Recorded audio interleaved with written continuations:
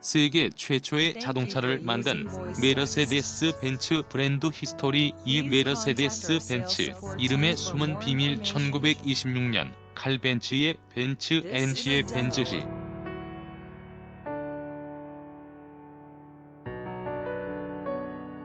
와 고틀립 다임러의 다임러 모tor은 게샤프트 DMG가 한 지붕 식구로 거듭났다. 독일 자동차 산업의 태동을 이끈 두 기업의 만남이었다.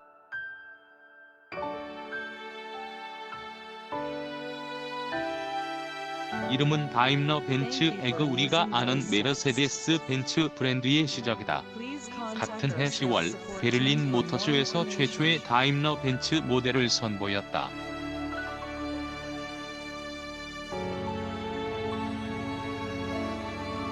다임러 벤츠가 출시한 자동차엔 메르세데스 벤츠라는 이름을 붙였다. 다임러 대신 왜 메르세데스였을까? 합병 전 1902년 다임러는 메르세데스라는 자동차를 선보였다.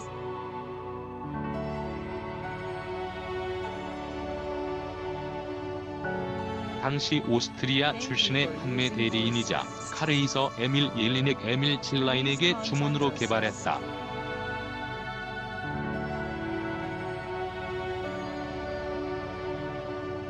메르세데스는 큰 인기를 끌었고 이후 다임러는 모든 차에 메르세데스를 붙였다. 메르세데스는 자비, 고마운 일을 뜻하는 스페인어 메르세드 머스티의 뿌리를 두었다.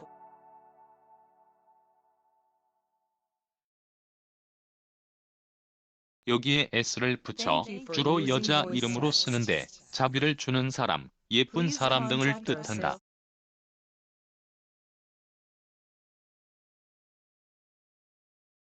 에밀 예린에게 딸 이름이 메르세데스다. 자신의 차를 주문하며 메르세데스를 이름으로 부탁한 딸 바보다.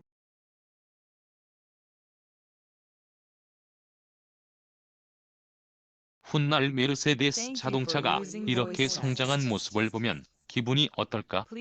다임러는 차사 이름보다 메르세데스 브랜드가 소비자에게 더 친숙하다고 판단했을 테다.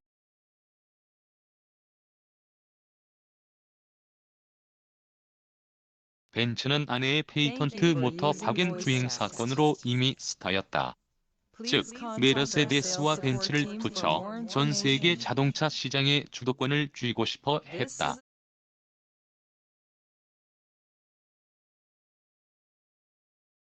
이듬해 메르세데스 벤츠는 7,918대를 팔아 전년보다 3배 이상 성장했고 1928년엔 고성능 스포츠카 SSK를 선보였다.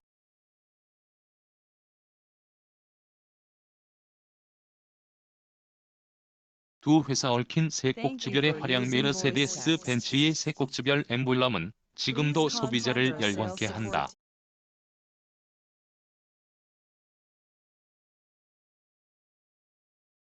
시작은 1872년부터였다. 당시 도이츠 가스 자동차 제작 회사에서 기술 이사로 일했던 다임러는 아내에게 특별한 엽서를 보냈다.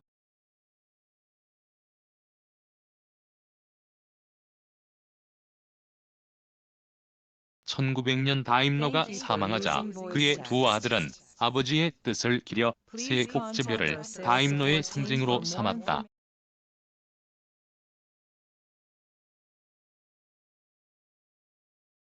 770, 380, W142 등이 대표적이다. 당시 고위 공직자뿐 아니라 독일 황제 빌헬름 2세도 벤츠를 탔다.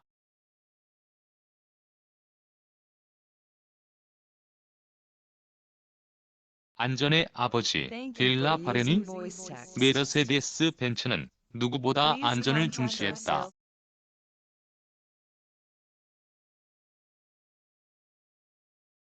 한편 칼 벤츠의 벤츠 NC에는 동그란 배경에 벤츠 글자를 새기고 이를 월계관으로 둘러싼 엠블럼을 썼다.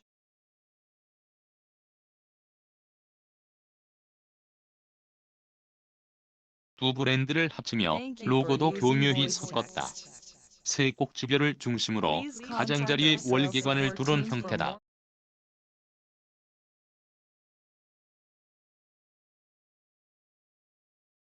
SSK는 슈퍼스포커즈의 줄임말로 작고 빠른 차를 뜻한다. 비결은 본입 아래에 있다.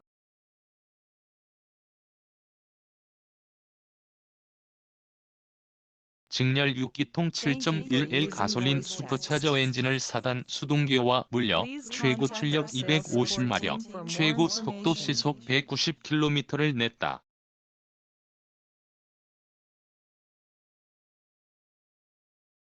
차체 옆쪽으로 튀어나온 배기 라인과 유려한 팬더 라인도 남다른 존재감을 뽐냈다.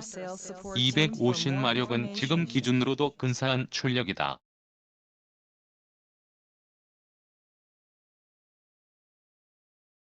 더욱이 슈퍼차저 물린 가솔린 엔진은 드물었다. 메르세데스 벤츠의 엔진 설계 능력을 알 수 있는 단서다.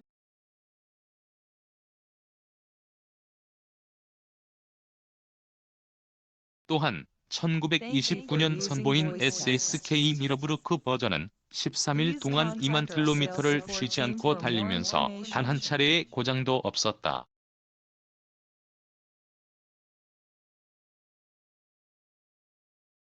벤츠 엔진은 10만 킬로미터 뛰어도 새 엔진 같다는 명성은 이때부터 시작하지 않았을까. 택시 기사가 사랑한 메르세데스 벤츠 본래 디젤 엔진은 SUV나 상용차면 모를까 승용 세단엔 적합하지 않다고 생각하는 사람들이 있다.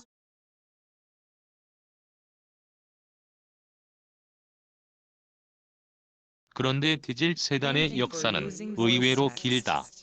1936년 메르세데스 벤츠는 세계 최초로 디젤 엔진 언진 260D를 선보였다.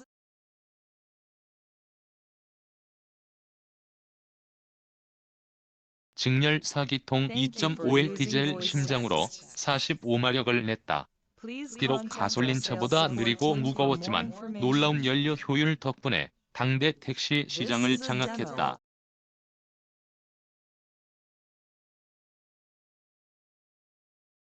독일 여행을 가본 사람은 알겠지만 공항에 내리면 대부분 택시가 메르세데스 벤츠 E220D다.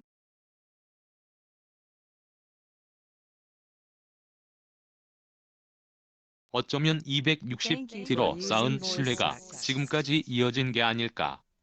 원래 벤츠는 만하임 공장에서 차세대 승용차용 6기통 디젤 엔진을 개발하고 있었다.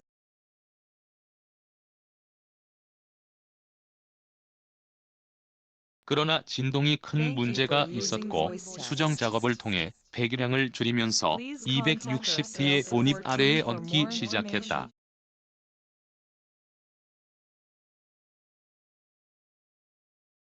2차 세계대전이 발발하기 전까지 메르세데스 벤츠는 주로 중대형 프리미엄 승용차를 생산했다.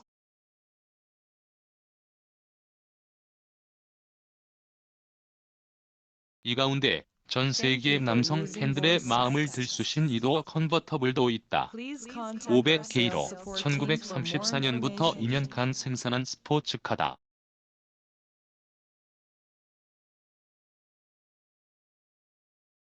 길쭉한 보닛이 특히 매력적이었다.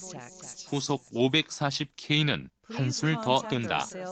훗날 걸작 300SL을 설계한 디자이너 프리드리히 가이거, 프라이드리치 가이거가 빚은 자동차다.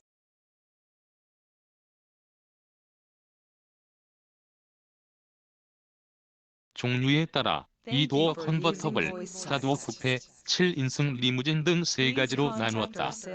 특히 리무진 버전은 세상에서 가장 큰 차 중 하나였다.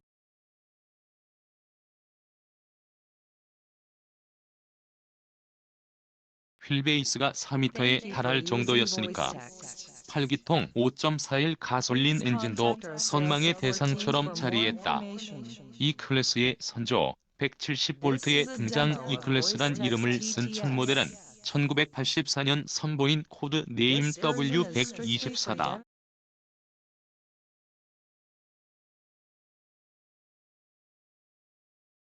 그러나 벤츠는 1936년 나온 170V W136을 E클래스의 시작으로 간주한다. 제2차 세계대전이 일어나기 전 벤츠에서 가장 많이 판 모델로 약 6년간 무려 7만 5천여 대를 생산했다.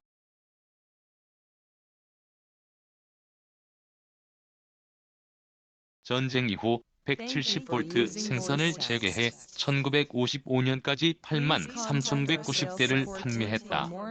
지금의 인기를 쏙 빼닮았다.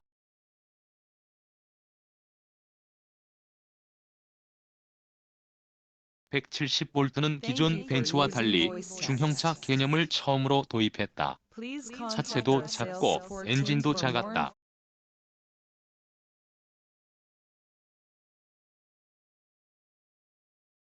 타원형 파이프를 X자 모양으로 짝 지은 독특한 골격은 여느 벤츠 모델보다 가볍고 견고했다. 엔진 진동을 억제하는 마운트 기술도 시장을 선도했다.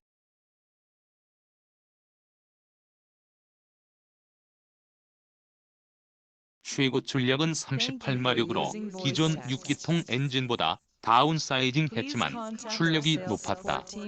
덕분에 170V는 브랜드 진입 장벽을 낮춘 주역이자 전쟁 이후 브랜드 재건을 이끈 대표로 발돋움했다.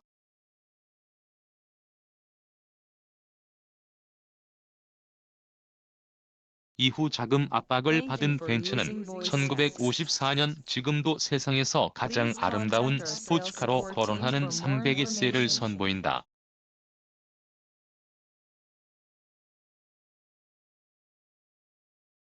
과부제족이란 별명의 세계 최초 거링 투어 스포츠카다. 당시 자동차 산업은 공기역학에 눈을 뜨던 시기였다.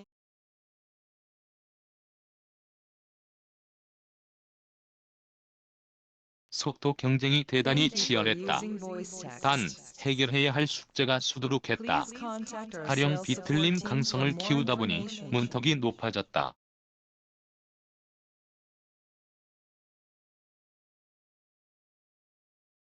그러나 공기 저항을 줄이려면 차체 높이를 낮춰야 했다. 승객이 타고 내리기 힘들 수밖에. 벤츠는 궁여지책으로 지붕에 경첩을 달고 마치 갈매기가 날개짓하듯 움직이는 거링 투어를 붙였다.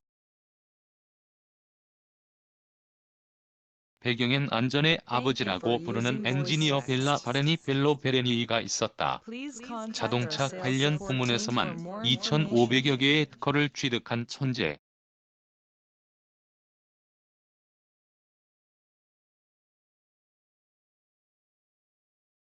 차가 충돌했을 때 승객에게 전해지는 충격을 줄이기 위해 외부 충격을 흡수하는 크럼플 존을 처음으로 제시한 인물이다.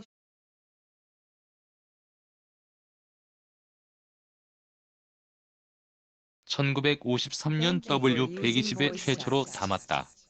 이때까지 자동차는 충격 흡수란 개념이 없었다. 차의 속도가 점차 빨라지며 안전 문제가 수면 위로 떠올랐다.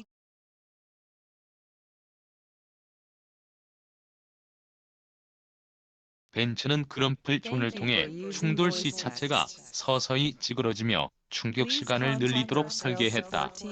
또한 전복 사고 시 승객을 보호하기 위해 필러 강성도 든든하게 키웠다.